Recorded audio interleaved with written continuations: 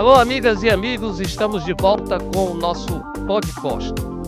Hoje, depois de algum tempo de articulações, nós conseguimos a gentileza do comparecimento de uma das figuras proeminentes do estado do Piauí, um dos políticos que tem história a partir até da própria família e que hoje se tornou indiscutivelmente um dos líderes mais importantes do Brasil. Eu estou falando do senador Ciro Nogueira. Muito obrigado pela presença do senhor. Eu que agradeço, Feitosa. É uma alegria muito grande poder estar aqui com você. Como é que está a sua vida no Piauí? Então, eu gostaria de estar mais presente, não vou negar para você, né? De poder rever mais os amigos, ter mais tempo, mas você conduzir uma federação como eu conduzo, o trabalho no Senado, presidindo o partido que você tem que dar assistência ao país inteiro, acaba tomando muito do meu tempo. Meu saudoso pai, que era um grande amigo do seu Ciro Nogueira, me disse: meu filho, se você quiser ter importância em Brasília, você tem que morar em Brasília. Você jamais, todos os políticos que tiveram importâncias aqui, né, você tem Petrônio, o Heráclito, o Hugo, Napoleão, viviam em Brasília de segunda a sexta. E eu segui isso com exemplo, e grande parte do meu sucesso é isso, estar lá mais presente de segunda a sexta. Isso afeta um pouco a minha presença no estado, eu gostaria de estar muito mais presente, percorrer todo o Piauí, mas é o que nós podemos fazer para que a gente possa ajudar ainda mais o nosso estado. Senador, já que o senhor falou no falecido Ciro Nogueira, uma figura realmente ímpar da história do Piauí, eu gostaria de saber o seguinte: pelas mãos de quem o senhor entrou na política? Eu acho que não foi só de uma pessoa, né? Lógico que meu pai sempre foi o meu grande mentor. Costumo dizer que ele sempre foi meu guarda-reio, né? Que eu podia arriscar mais e ele sempre me botava mais para a linha. Mas teve pessoas, o Nogueira Filho, o Aquiles, o Etevaldo, que é muito próximo a mim, que são meus tios queridos. Tive também um grande conselheiro, que foi o meu sogro Lucídio Portela. São pessoas que puderam me orientar e me dar muito daquilo que eu tenho hoje na minha vida, fruto da experiência e do convívio que eu tive com eles. Eu tenho essa alegria, esse privilégio de ter convivido com pessoas que puderam me orientar muito e fazer parte da minha vida. O seu pai representava aqui no tempo do regime militar, ele estava no MDB, né? Ele, juntamente com alguns outros líderes e outras pessoas destemidas, eles representavam a oposição. É verdade. Mas o senhor, quando entrou na política, o senhor já entrou meio governo. O meu pai tinha um perfil um pouco mais à esquerda do que eu, não vou negar. Ele representou muito essa resistência, né? Naquela época que nós tínhamos aqui no Piauí. Era ele, o Chagas, o Celso Barros, o Severo, João Mendes, né? São pessoas que fizeram uma história muito bonita aqui no estado para dar uma opção ao Piauí. É muito paralelo muito o que eu estou fazendo hoje, né? Criando uma opção para o estado, porque eu acho que toda unanimidade, todo governo muito forte que não dá opção à população é um governo que tende a errar mais, né? E eu acho que é isso que está acontecendo no nosso estado, né? Fruto também de muita arrogância, de muita prepotência. E eu procuro sempre pegar os ensinamentos do meu pai para ter a humildade, saber ouvir, saber escutar, dialogar com as pessoas como algo muito importante na minha vida. Não teve conflito, não? Quando o senhor... Não. Eu sempre fui uma pessoa que se acreditou na iniciativa privada, no empreendedorismo, nas pessoas na diminuição do tamanho do Estado, que o Estado viesse a prestar bons serviços à população, né, a porta de saída dos programas sociais, que as pessoas não fiquem dependentes eternamente. Eu fico muito triste de morar num estado em que mais da metade da população tem que sobreviver através do Bolsa Família, né, que tem mais Bolsa Família do que carteira assinada. É lógico que esses programas sociais são muito importantes, nós temos que valorizar para as pessoas que precisam, mas nós temos que ter porta de saída para que as pessoas possam se capacitar, melhorar de vida, ter emprego, gerar emprego. E isso o Piauí não foi capaz de fazer até agora. O senhor teve agora recentemente um encontro com o ex-senador, ex-deputado federal, ex-prefeito de Teresina, né? Heráclito Fortes. Fazia muito tempo que havia aí um atrito, uma distância. Como é que foi esse encontro? A eleição de 2010 deixou essa mágoa do Heráclito comigo. E eu tinha essa dívida com meu pai, que pouco antes dele falecer, ele me pediu, poxa, faça suas pazes com o Heráclito. Eu tentei várias vezes. E graças a Deus, eu tive essa oportunidade agora, conversamos muito bem, não falando do passado, do que aconteceu, mas falando do futuro. Ele tem uma cabeça maravilhosa, é um homem que ainda pode ajudar muito o Piauí e o Brasil. E eu quero estar mais próximo a ele para ter ele como um grande conselheiro. Ele também está próximo do Gilberto Kassab, né? Verdade, Presidente nacional do Faz PSD. parte, eu acho que presidia o conselho, né? Isso aí não foi o senhor pavimentando o caminho, né? Não, foi por acaso, há muito tempo. Eu me lembro que uma vez o presidente Temer era presidente da República e chamou eu e ele lá na sala dele, só para tentar fazer as pazes, e não foi possível. E aí eu fui na casa de um grande amigo meu, que é o Guilherme Múcio, um ex-deputado de São Paulo, e o Heráclito fez esse gesto e eu fiquei muito feliz. Nesse dia com o Temer lá, quem não quis mesmo fazer as pazes? Não, era dele. Eu sempre tentei fazer ele, né? Fazer as pazes com ele. Eu nunca tive nada contra o Heráclito, nunca. Sempre gostei do humor do Heráclito, né? Das frases inteligentes que ele sempre teve.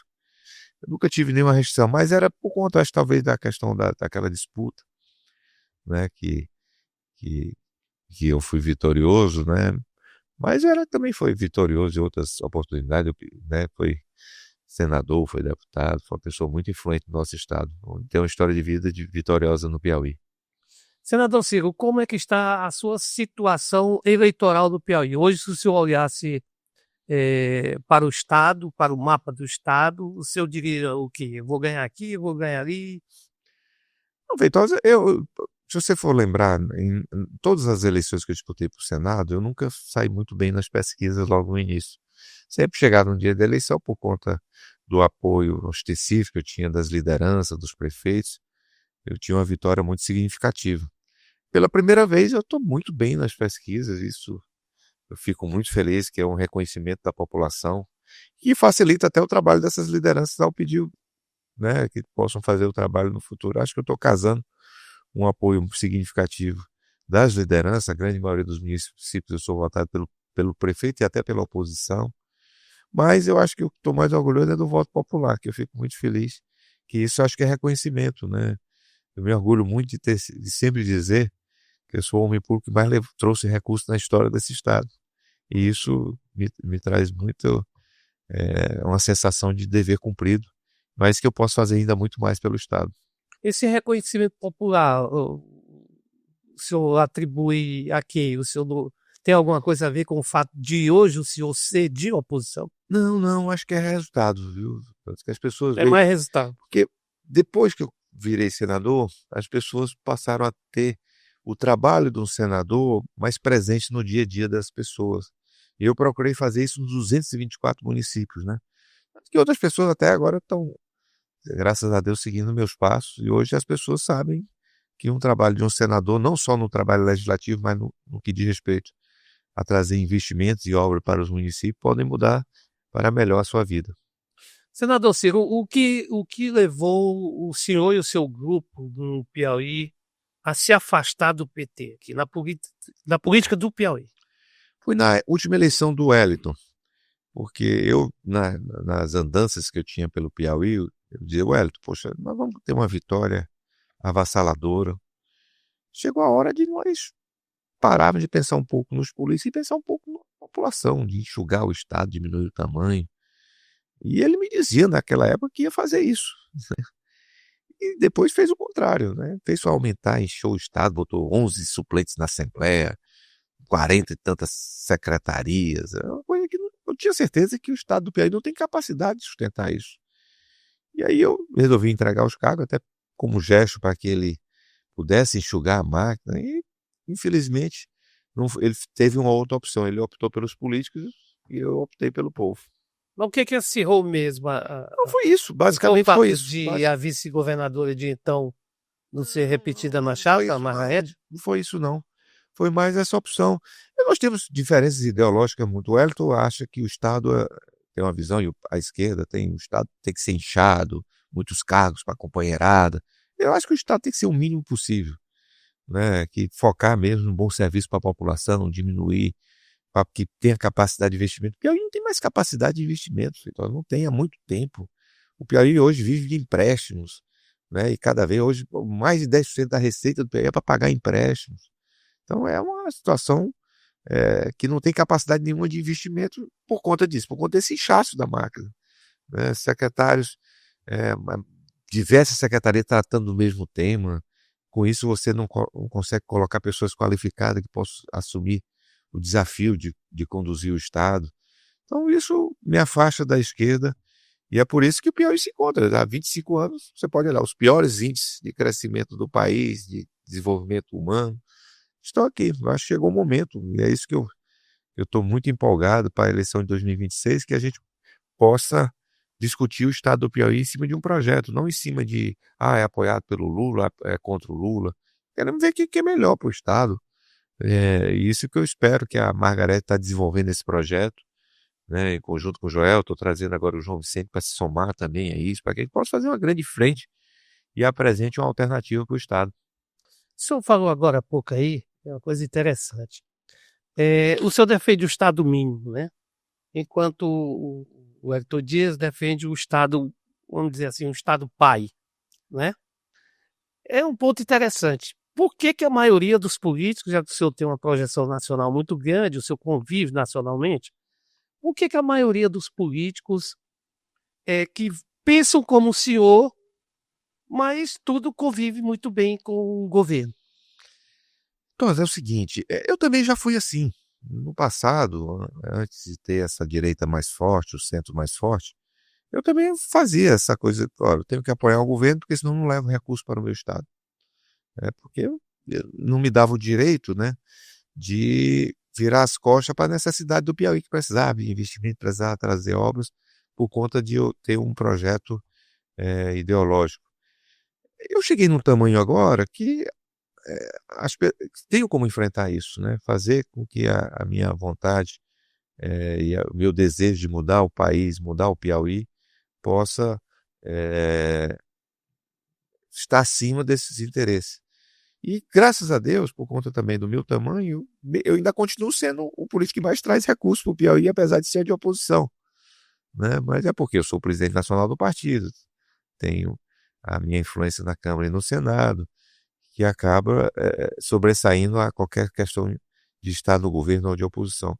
A grande maioria dos deputados ou senadores não conseguem isso, né? Tem que estar subserviente ao governo federal, porque senão não consegue levar os recursos para os seus municípios e estados. O Ciro Nogueira observador, o Ciro Nogueira cidadão, observa que tamanho o Ciro Nogueira político tem. Olha, Vitor, eu gostaria já há algum tempo de pensar em encerrar minha carreira, cuidar da família e tal, mas eu tenho uma responsabilidade tão grande aqui com a oposição de criar uma alternativa para o Estado e um tamanho que eu cheguei a nível nacional que não me dá o direito de sair da vida pública como às vezes eu desejo, é o desejo da minha família. E eu tenho essa missão, né? Não dá para chegar agora nesse momento comandando a maior partido, a maior federação do país, né? Porque a nossa federação tem o maior número de governadores, o maior número de vice-governadores, o maior número de senadores, o maior número de deputados federais, o maior número de deputados estaduais, o maior número de vereadores, o maior número de prefeitos e vice-prefeitos. Então você comandar isso, ele cria uma responsabilidade e eu acho que eu cheguei num tamanho que talvez Petrônio chegou como presidente do Senado, mas acho que ele nunca teve uma importância assim. Mas foi uma outra época, eu não convivi. Então acho que eu tenho muito orgulho do que eu estou fazendo, do que eu quero fazer. Estou muito empolgado com essa mudança que a gente quer fazer no país e quero cumprir essa minha missão. O senhor tem aí dois caminhos, né, nessa sua missão aí, dois caminhos abertos.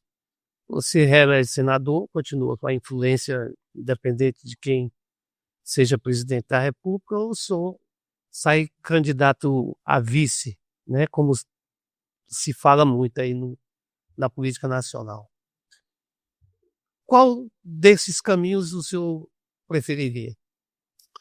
Feitosa, quem vai definir isso não é minha preferência, mas é o povo do Piauí. Eu já disse 100 vezes que se eu tiver de optar entre o Piauí e o Brasil, 1000 vezes o Piauí. Meu pai sempre me dizia uma coisa que eu levo como orientação para a vida. Não adianta você ter uma árvore muito frondosa, muito bonita, florida, se as raízes não estiverem bem solidificadas. Senão chega um vento e te derruba. Então, eu tenho que ouvir o povo do Piauí, né? Hoje o povo do Piauí quer que eu dispute o Senado, tá certo? Então, eu jamais vou abandonar isso. Se o povo do Piauí, se eu vier receber o convite para ser candidato nacionalmente, o povo do Piauí concordar que isso é bom para o Estado, bom para a mudança do Piauí, aí pode ser que eu aceite esse desafio. Mas eu hoje estou 100% focado na minha reeleição para o Senado e construir esse projeto alternativo de poder no Estado do Piauí. Pelo trânsito que o senhor tem, pelo nível de contatos, de informação, quais são realmente as chances de o governador de São Paulo ser candidato a presidente e de o senhor ser o vice dele? Então, hoje é o seguinte, mudou. Há 3 meses atrás, eu tinha certeza que o Lula nem disputava a reeleição. Era impossível a reeleição do Lula. Por conta dessa situação da prisão do presidente Bolsonaro, essa condução que o Eduardo teve, e aí eu não condeno ele, eu acho errado você ficar lutando para que seu país seja taxado. Isso aí, mas eu também não é meu pai que está hoje preso, né? Então eu não posso julgar isso. Mas por conta desse cenário, né, sem entrar no mérito, deu uma sobrevida ao presidente Lula, que ele voltou a ser competitivo. E hoje, no cenário nacional, nós só temos 2 candidatos competitivos para ganhar a eleição. Ou o governador Tarcísio ou o governador Ratinho. Pelas pesquisas, você vê que são 2 nomes imbatíveis. Hoje o nome da família Bolsonaro sai muito bem na pesquisa, mas a rejeição é muito grande e inviabiliza. Agora, é o cenário de hoje. Há 3 meses atrás, alguém da família ganhava. Hoje tem esse cenário. Então hoje, eu acho que o governador Tarcísio é imbatível, porque ele está a 3, 4 pontos, dependendo da pesquisa do Lula, mas só que tem 40% de desconhecimento. Tem uma rejeição metade do Lula. Nós perdemos a última eleição por conta da rejeição. Não foi a eleição de que o Lula era mais querido, mas o Lula ganhou a eleição por ser menos rejeitado. E se você olhar as pesquisas, nunca um presidente foi reeleito ou elegeu o sucessor com a rejeição que o Lula tem hoje, que a rejeição do Lula é maior do que a aprovação. Então, mas nós temos que ter juízo. Se sair o Eduardo ficar dizendo que é candidato de qualquer jeito, o Tarcísio, se não receber o apoio da família Bolsonaro, ele não vai ser candidato, ele é muito leal ao presidente Bolsonaro. E aí só resta como candidato, que é um candidato também no mesmo percentual, o Ratinho, que seria um grande nome, que não tem a mesma perspectiva de vitória do Tarcísio. O Tarcísio hoje, se você conversa com os prefeitos, com as lideranças, as pessoas acham ele imbatível por conta da rejeição, né? E teria muito mais chance de vitória. Mas é um processo que a direita e o centro estão errando bastante agora, nessas disputas, nessas discussões, nesses ataques mútuos. Você não vê ninguém da esquerda atacando o Lula, né? Mas você vê na direita o Eduardo atacando o Tarcísio, essas disputas que não pode acontecer e que eu espero que nós tenhamos juízo e maturidade para conduzir esse processo para nos levar a uma grande vitória. No momento, quem é que tem juízo, né, na direita que pode se responsabilizar por esse processo de reunificação? São os presidentes de partido, né? Eu, o Rueda, o Kassab, o Baleia, o Marcos Pereira, o Valdemar, que é uma pessoa muito... Temos que ter essa unidade. Você falou o Baleia? Baleia Rossi? Baleia Rossi me disse que se o Tarcísio... O Baleia Rossi me disse que se o Tarcísio for candidato, apoia o Tarcísio. Ele disse para o senhor? Disse. Ele e o Kassab. E que iam levar os seus partidos. Como é que levou o MDB? O líder do MDB hoje, a maior parte, é o prefeito de São Paulo, né? Eu acho que a grande maioria viria. Mas isso Feitosa, eu estou falando o que ele me disse, né? Eu não tenho essa ingerência nesse partido, né? Se ele disse pro senhor e não pediu restrição, É o que ele me falou, né? Mas muita coisa mudou também. Isso foi há 5 meses atrás, 4 meses atrás, né? O Lula, naquela época, estava muito mal. Pode ter mudado. o que que o governador Tarcísio tem que consegue atrair aí? Parece um nome assim que um imã, que chama. Primeiro, a intenção de voto, a baixa rejeição e o baixo conhecimento, né? Olha, eu vi há uns 15, 20 dias atrás, o dono da Quest fez uma apresentação para mim por Rueda da pesquisa que mostrava o Lula ganhando a eleição, né? Quer dizer, na frente nas pesquisas. Só que o Tarcísio, ele, na pesquisa que ele me aponta, o Tarcísio tem 40% de rejeição. Aí eu perguntei, sim, mas quer dizer que o cara que não conhece o Tarcísio vota neles? Não. O eleitor do Lula não vota nele. Mas o eleitor que não é do Lula, 100% vai para ele. Né? Então, o potencial de um candidato que está 3, 4% abaixo, hoje, por essa. O Tarcísio ganharia a eleição por 8% de diferença acima do Lula, que é uma vitória significativa, um homem como um adversário contra o Lula, né? Senador, existe alguma decepção muito forte aí nos bastidores? Como é que o senhor vê isso aí, essa questão do Hugo Mota e do senador Alcolumbre? Há alguma decepção com as posições que eles têm adotado?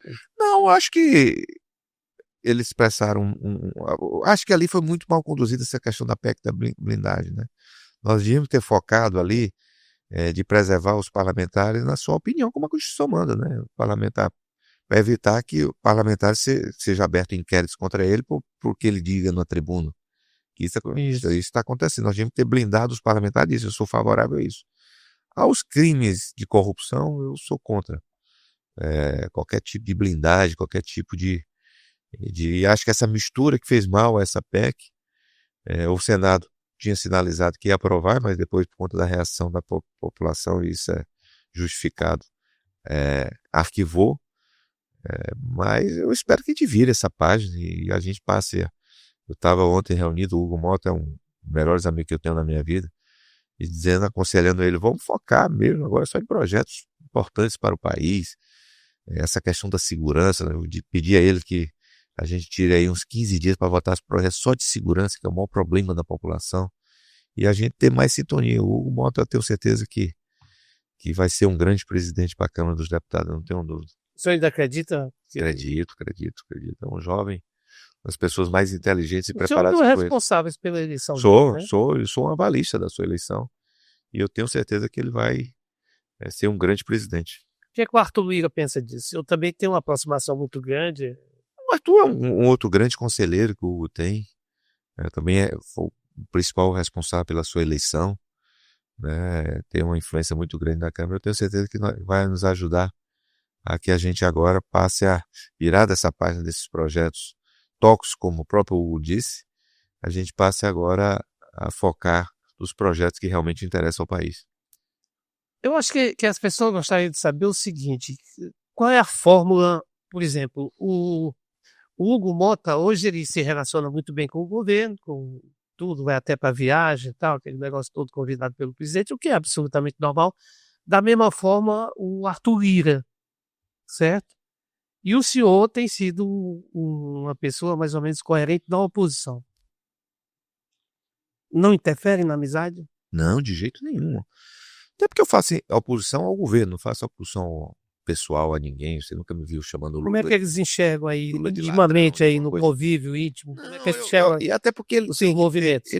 o presidente da Câmara tem que presidir a Câmara. Não tem um grupo de oposição, um grupo de governo. Ele não pode ser, por ele ter sido eleito ou de ser de um partido governista ou de oposição, fazer com que essa vontade. O presidente da Câmara, eu costumo dizer, o presidente da Câmara e do Senado nem votam. Eles têm que presidir a sessão. Eles só votam no caso de empate. Então, é assim que tem que se conduzir, com independência entre os poderes, não ser subserviente, nem ser radical para atrapalhar o governo. Ou, no que diz respeito ao judiciário, tem que ter poderes independentes que se respeitem. Existem sinais de que o presidente da República, o presidente Lula, ele articula lá em Alagoas a eleição do Arthur Lira e a reeleição do Renan Calheiros. O senhor não teme que aqui ele esteja articulando a sua derrota, não? Não, acho que ele deve ter essa vontade, né? Mas eu tenho certeza que o povo do Piauí não vai votar por vontade. Vai votar por quem trabalha, por quem realiza, quem tem história. E graças a Deus as pesquisas estão demonstrando isso. Isso. O senhor tem algum antídoto para isso, algum escudo, Trabalhar cada dia mais. algum plano para Trabalhar cada dia mais. Houve no passado o Monsanto e Heráclito foram... Mas eu acho que hoje não tem a minha... Não existe mais esse respaldo. Acho que hoje o trabalho mesmo, que as pessoas na cidade vão ver quem que realizou, quem que trabalhou. Olha, Feitosa, eu costumo desafiar às vezes o governador do Piauí, que tem muito mais recursos, mas ele me mostrasse uma cidade que ele mandou mais dinheiro que eu para conta da prefeitura. Então isso é uma pessoa que tem o que mostrar. Eu acho difícil a população não reconhecer esse trabalho. Mas nós temos muito tempo aí para a campanha. Eu espero que a campanha só seja mesmo discutida no próximo ano. Esse ano é um ano de trabalho, a gente procurar cada vez mais e graças a Deus nós estamos realizando muito. Vou falar em projeto futuro, em trabalho da população, reconhecer o trabalho, isso, aquilo outro. O senhor acha que o atual prefeito Silvio Mendes está lhe ajudando nesse projeto? Olha, você pegou uma cidade destroçada, né? Destroçada, o que foi feito, principalmente nos últimos 60 dias na prefeitura, foi uma coisa inacreditável. Eu espero que os órgãos de controle, de fiscalização, punam essas pessoas que assaltaram os cofres públicos da nossa capital e deixaram a cidade praticamente governada. Graças a Deus, Teresina teve a sabedoria de corrigir aquele erro da eleição passada e escolheu o homem. Se tem um homem que tem capacidade de recuperar isso, é o Silvio, está recuperando, não tenho dúvida. Eu tenho procurado ajudar e eu não tenho dúvida que o Silvio... Eu acho que ele não está lento, não. Tem muita gente que se queixa, inclusive nos bastidores, gente até ligada. Mas está fazendo o que é possível. Ninguém faria mais que ele. Ninguém faria mais que ele. Ninguém tem mais identidade, conhecimento para resolver os problemas da capital que ele. Acho que ele teve que cortar muito, né? A principal coisa, ele não tem gasto mais com a mídia, não tem gasto, que é uma coisa que ele, até para se comunicar, vai ter que voltar a fazer, mas ele teve que cortar todos os programas que ele não achava prioritário naquele momento. Mas eu não tenho dúvida que ele vai ser um grande gestor e que vai me ajudar muito a sua imagem na eleição no próximo ano, está ao meu lado. Senador, e qual é a avaliação que o senhor faz do desempenho do governador Rafael Ponteves?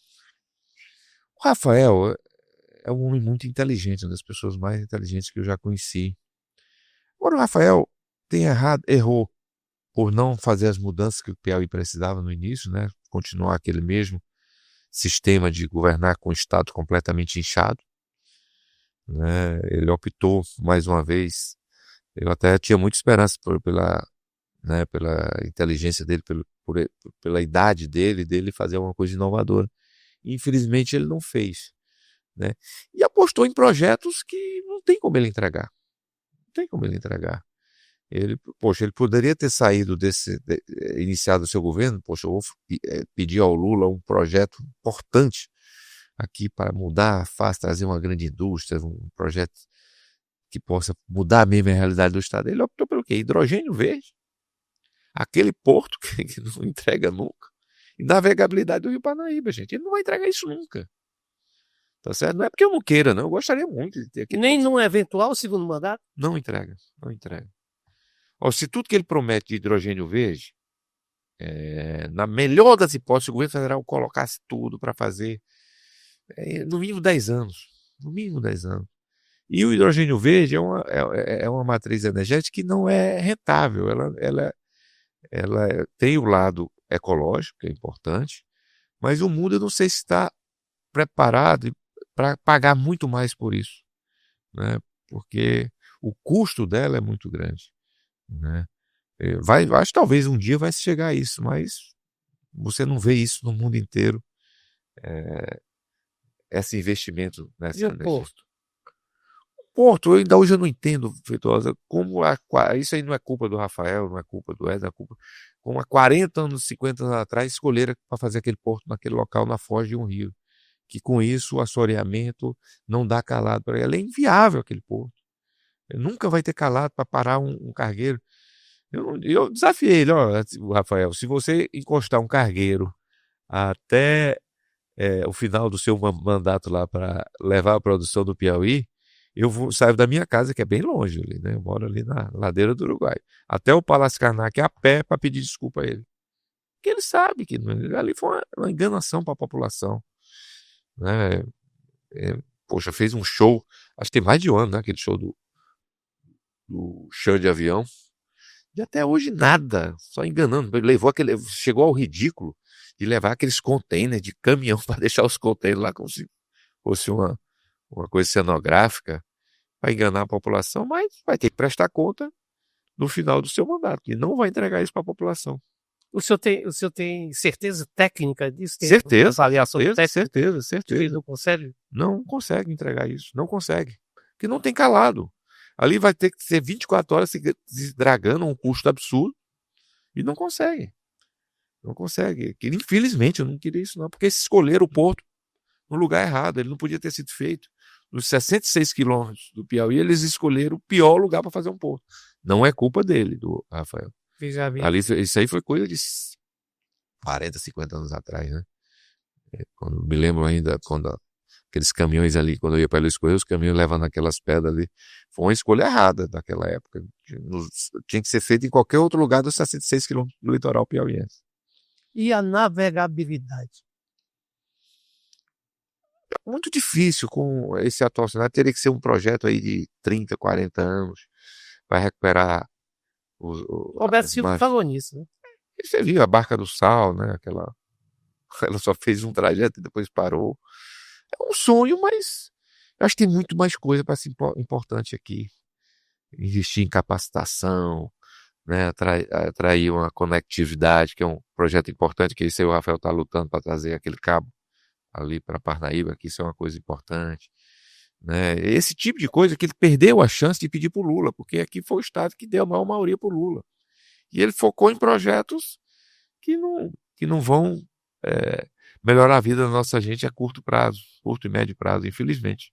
E por que essas pesquisas indicam que tem uma reeleição tranquila? Então? Eu acho que o Rafael, ele vai ter que prestar conta desse mandato. O Rafael, diferente do Éder, ele não tem identidade popular. Então, eu acho que a população pode, uma hora para outra, virar as costas para o seu projeto, né?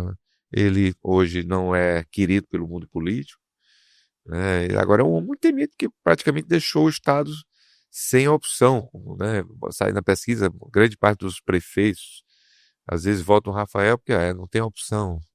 Mas nós já tivemos 2 eleições, você acompanhou elas, que foi a de 94, quando o Monsanto ganhou a eleição, parecia que não tinha, ali todo mundo estava do lado, e aquela junção do Hugo com o Firmino, né, que também deixou, o Wellington não se elegia nem deputado federal naquela época, que foi para o governo e ganhou a eleição. Então tem muita coisa para acontecer. Eu acho essa eleição agora muito parecida com aquelas 2 eleições que nós vivemos. Ele ia ser candidato ao Senado. Mas não tinha a menor chance. Porque ele não se elegia para deputado, aí ia para o Senado, não ia ganhar. Falando. O que o senhor acha que vai acontecer, por exemplo, falando em cargos proporcionais, com o seu partido? Nós temos um objetivo de elegermos 5 deputados estaduais e mantermos a nossa bancada federal. Eu acho muito viável. Ontem eu fiz as contas. Porque hoje é muito difícil você se eleger tanto deputado federal ou deputado estadual na base do governo, porque hoje qualquer deputado estadual lá para competir na chapa do PT e na chapa do PMDB tem que ter mais de 40 mil votos. Vocês vão ver esses deputados que abandonaram a oposição, o resultado no final. Enquanto que qualquer candidato com mais de 20 mil votos, que é metade disso, na oposição tem chance de ganhar a eleição. Então essas pessoas novas vão acabar vindo no próximo ano para o nosso campo. Né? Senador, em algumas mesas dos restaurantes mais sofisticados de Teresina, já surgem rumores de que o deputado Átila Lira poderia sair do Progressistas. Acho impossível. Eu tenho uma identidade, um grande amigo pessoal, acho impossível. E ele me disse isso ontem, que é impossível. Ele fala, mas quem tem que responder mais é ele, né? Mas não faz parte da trajetória de vida. Eu confio plenamente que ele vai estar nesse nosso projeto e vai ser reeleito deputado federal. Mas isso surpreenderia o senhor? Não, isso aí surpreenderia. O senhor já foi surpreendido na campanha de prefeito? Mas outro perfil, o do Átila não. O Átila eu conheço ele. Eu nasci politicamente na eleição do Átila de 94. Eu fui candidato a primeira vez votando no pai dele de lá para cá. E eu criei uma relação até familiar com o Átila. Acho muito difícil isso ocorrer. O senhor não observa nenhum sinal? Zero. Não.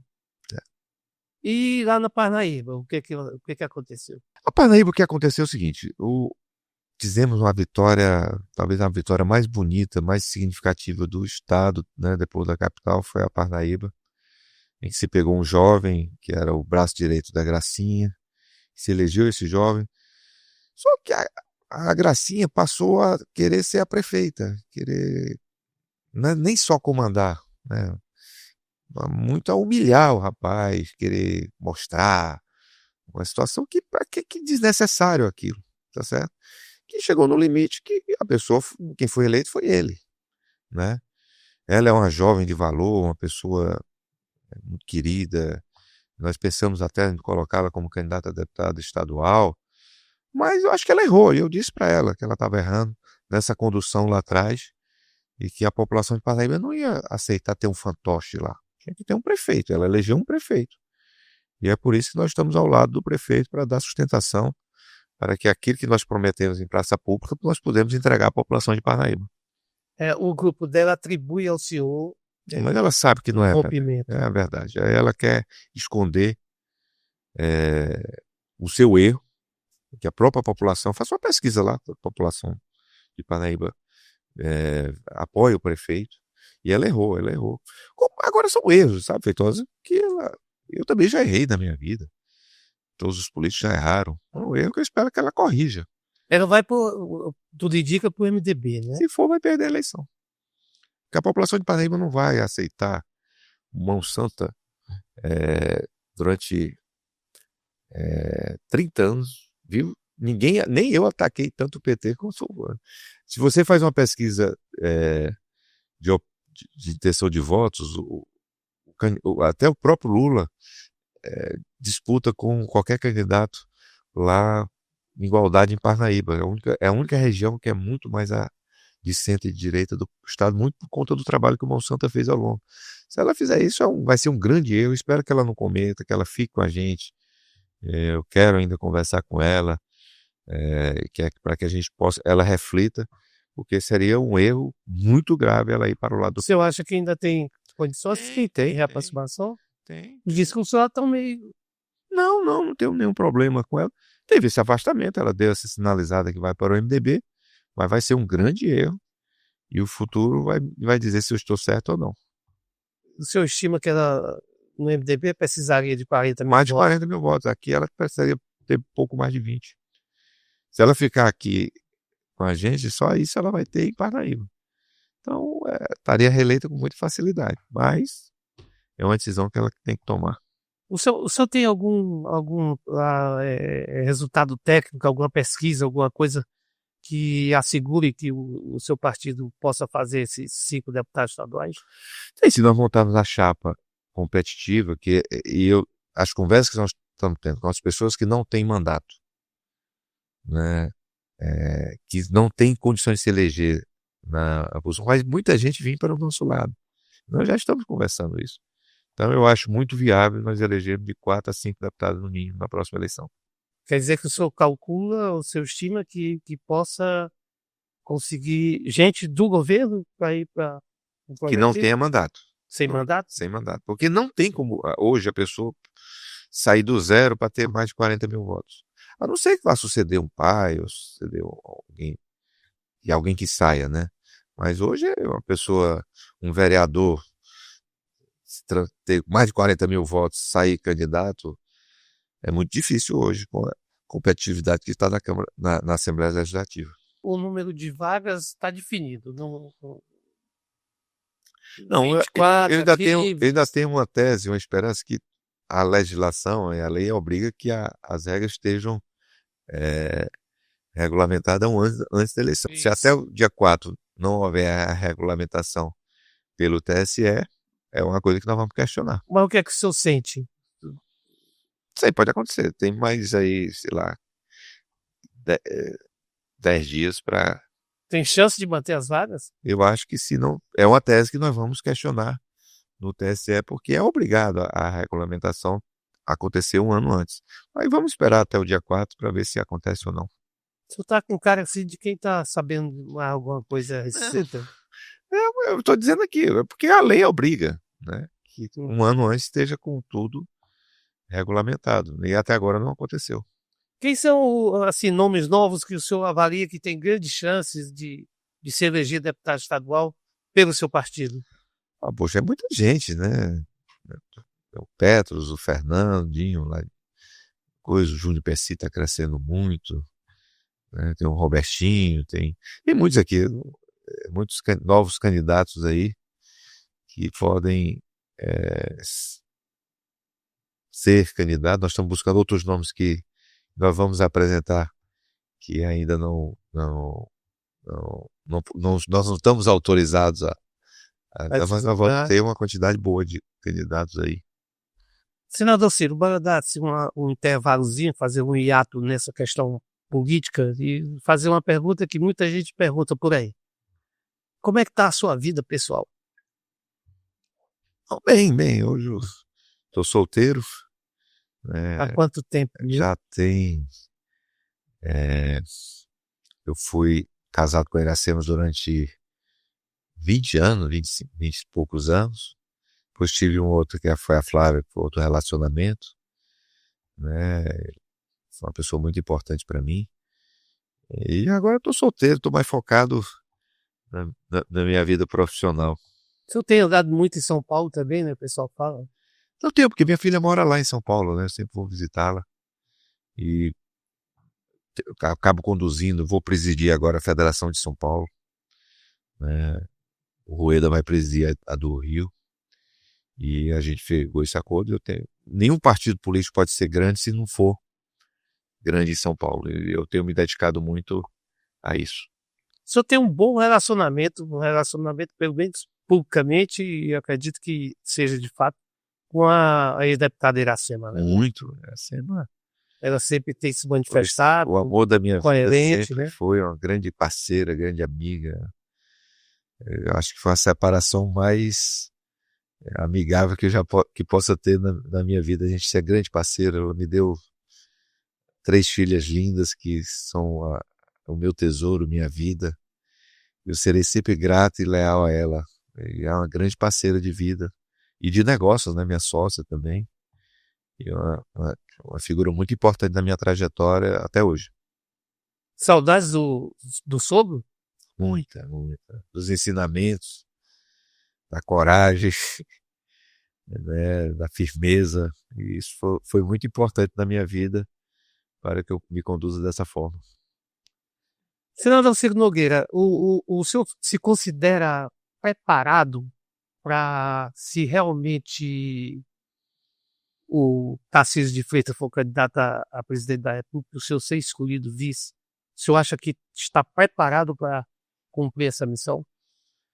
Mas eu acho que tenho 30 anos de mandato, né? Eu acho que realizei. Se meu nome está sendo cogitado é porque as pessoas reconhecem o meu valor, o meu trabalho, né? Mas isso eu mesmo vou defender, Feitosa, que a gente escolha o melhor candidato.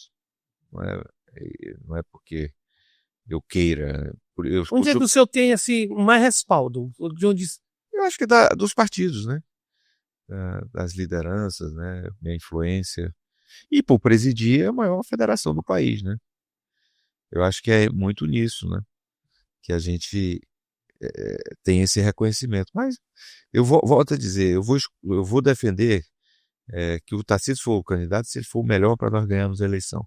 E eu só vou ser vice se eu for o melhor vice para ganhar a eleição. Se tiver um nome melhor do que o meu, eu vou ser o primeiro a defender esse nome. Qual foi o segredo para o senhor ter adquirido o indiscutível prestígio que o senhor tem hoje na classe política nacional? Acho que focar, né? Trabalhar muito, né?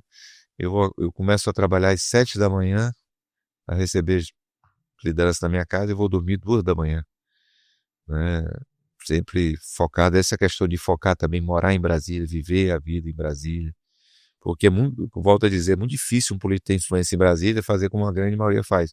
E na terça de manhã e voltar na quinta de manhã, 2 dias, você não consegue trabalhar e realizar em Brasília. Nos seus cálculos, a oposição vai ter a maioria do Senado? Então, Não, isso é a coisa líquida e certa.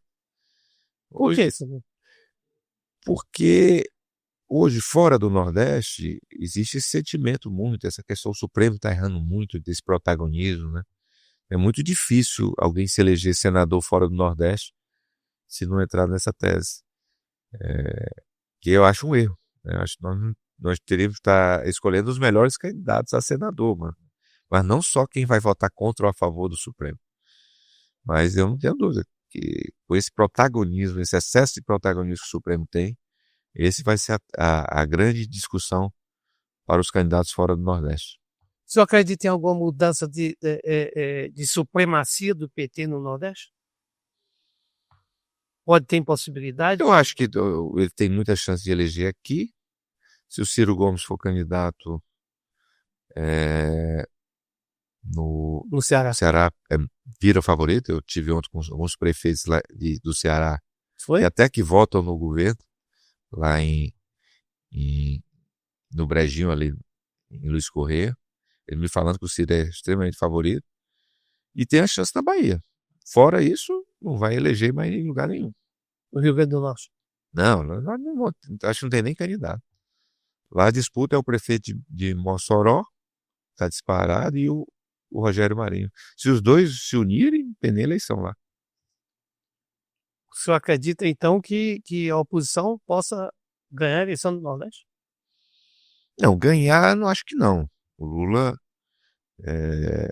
Eu digo de governador. De governador, tem chance o Piauí. A Bahia vai ser uma disputa dura. E se o Ciro for candidato, só esses estados. Agora, que o Lula vai ter muito menos votos. Só para você entender, eu recebi uma pesquisa agora, o Lula teria 400 mil votos a menos no Piauí de diferença, se a eleição fosse hoje, né? Então, no Nordeste como um todo, tá... Isso daria o quê? Porque na eleição passada foi... Ganhou para os 700. 700 mil. É. Ele teria 400 mil. É metade, toda metade da diferença. E isso é na Bahia, isso no Nordeste como um todo.